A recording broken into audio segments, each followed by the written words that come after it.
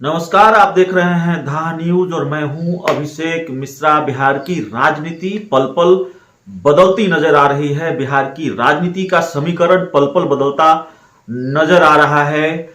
सियासत की सूरत बदलती नजर आ रही है और इस बीच एक बड़े बदलाव की खबर और आ गई है।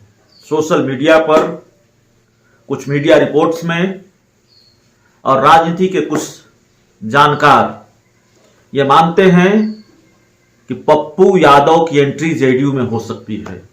तो क्या वाकई पप्पू यादव जेडीयू का दामन थामने जा रहे हैं? क्या वाकई पप्पू यादव जेडीयू ज्वाइन कर सकते हैं और नीतीश कुमार उनको पाले में लाने की कोशिश कर रहे हैं, उनको साथ लाने की कोशिश कर रहे हैं? ये बड़ा सवाल है। क्या वाकई ऐसा संभव है?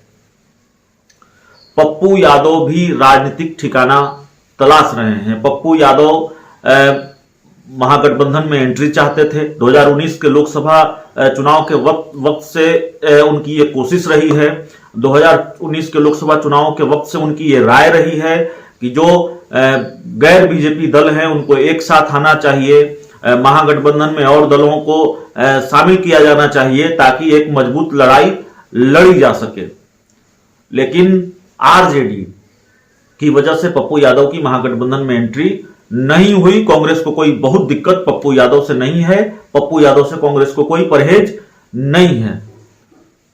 लेकिन न तो महागठबंधन में पप्पू यादव की एंट्री हुई और न ही आरजेडी में उनके दरवाजे खुले हैं। आरजेडी में उनके लिए रास्ता बंद है, उनके लिए दरवाजा बंद है। पप्पू यादव ने 2020 के बिहार विधानसभा चुनाव में गठबंधन किया और बावजूद इसके उनकी कोई सीटें बिहार में नहीं आई। पप्पू यादव को कोई राजनीतिक फायदा नहीं मिला, बावजूद इसके कि वो पटना के जलजमाव में, चमकी बुखार के दौरान, कोरोना की पहली लहर और कोरोना की दूसरी लहर के दौरान जिस भूमिका में रहे हैं उससे उनका कद बढ़ा है और उनकी गिरफ्तारी जिस तरीके से हुई है उससे उनका राजनीतिक कद और बढ़ा है।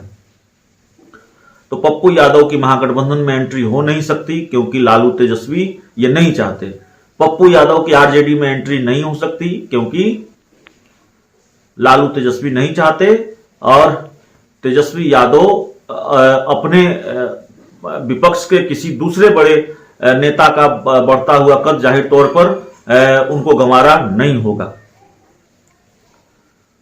तो क्या एक आखिरी विकल्प है पप्पू यादव के लिए जेडीयू?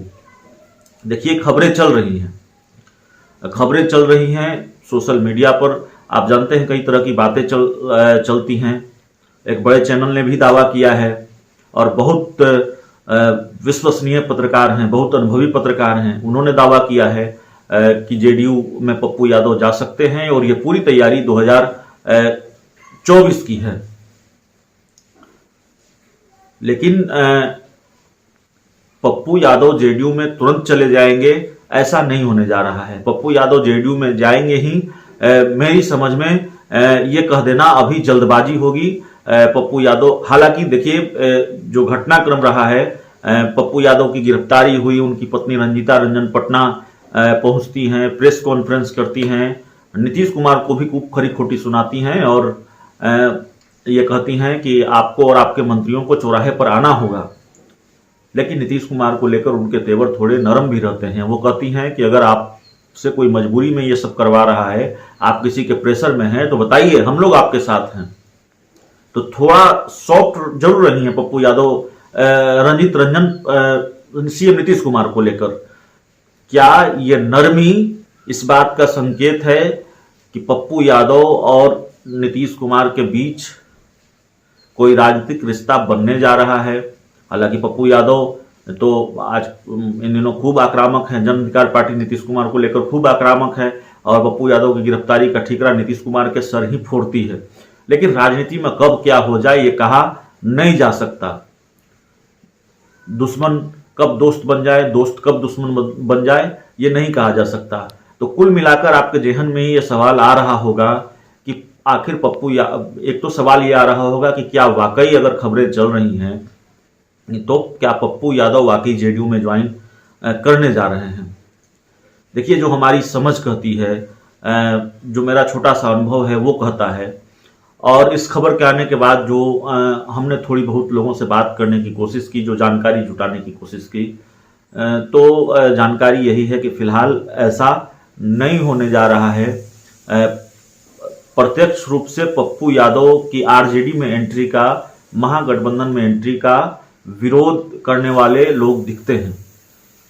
यह तस्वीर बिल्कुल साफ है कि तेजस्वी यादव और लालू यादव नहीं चाहते कि पप्पू यादव की महागठबंधन में एंट्री हो, आरजेडी में एंट्री हो।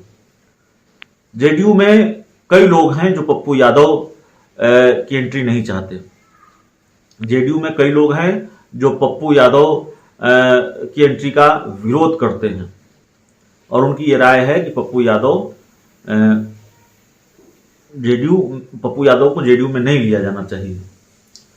लेकिन एक, आप जानते हैं, एक समीकरण है जिसको साधने की कोशिश, और विधानसभा चुनाव के बाद जो नतीजे आए हैं, 43 सीटें जेडीयू की आई है, उससे नीतीश कुमार हर समीकरण को साधना चाहते हैं। उससे नीतीश कुमार किसी भी हाल में खुद को मजबूत करना चाहते हैं, और मजबूत विपक्ष के मुकाबले मजबूती नहीं चाहते हैं।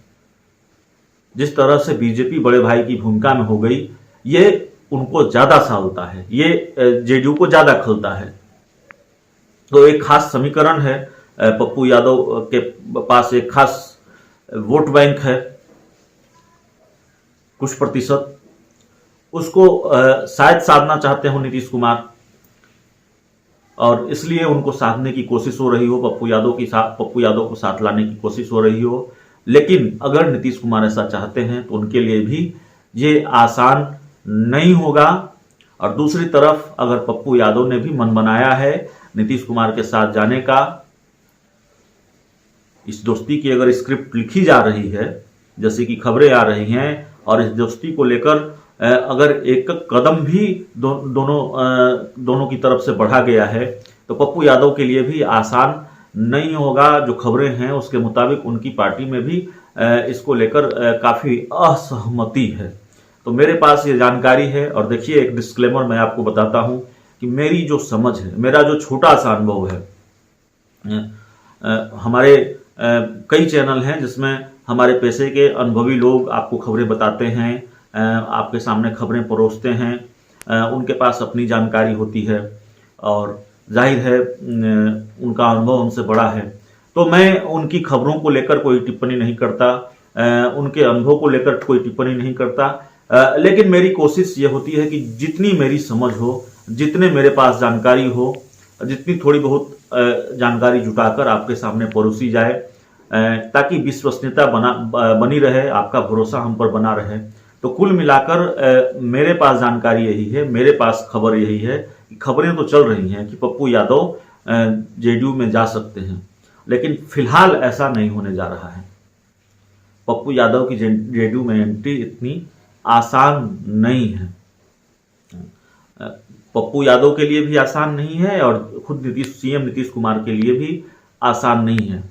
जेडीयू के अंदर एक दूसरी कलह मची हुई है, जिसकी चर्चा हम अगले वीडियो में करने वाले हैं। तो पहले नीतीश कुमार को उससे निपटना चुनौती होगी, उसको शांत करना होगा, और उसके बाद फिर किसी दूसरी रणनीति की ओर जेडीयू आगे बढ़ सकती है, सीएम नीतीश कुमार आगे बढ़ सकते हैं। पप्पू यादव अभी आप जानते हैं न्यायिक हिरासत में है, डीएमसीएच में उनका इलाज चल रहा है, और सेशन कोर्ट में वो जमानत के लिए अर्जी दाखिल करने वाले हैं। निचली अदालत से उनको झटका लगा है, निचली अदालत से ये कहा कि जमानत के लिए आप सेशन कोर्ट जाइए। तो फिलहाल पप्पू यादव और नीतीश कुमार के बीच कोई राजनीतिक रिश्ता, या फिर पप्पू यादव और जेडीयू के बीच कोई राजनीतिक रिश्ता बनने जा रहा है, ऐसा नहीं है।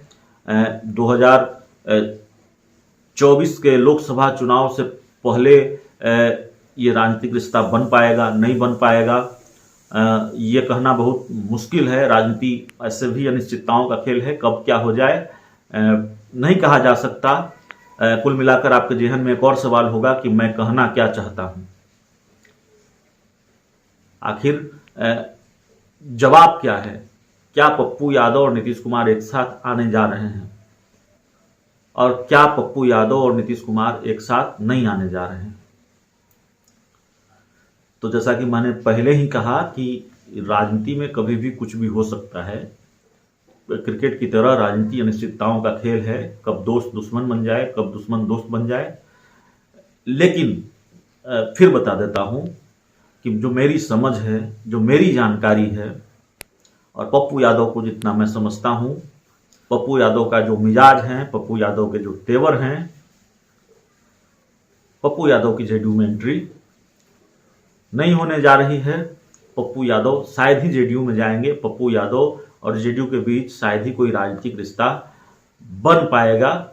इसके कई कारण हैं। कुछ कारणों की चर्चा मैं आपसे कर सकता हूं, कुछ कारणों के बारे में हो सकता है हमें जानकारी न हो, जिसकी जानकारी बाद में हमारे पास आए।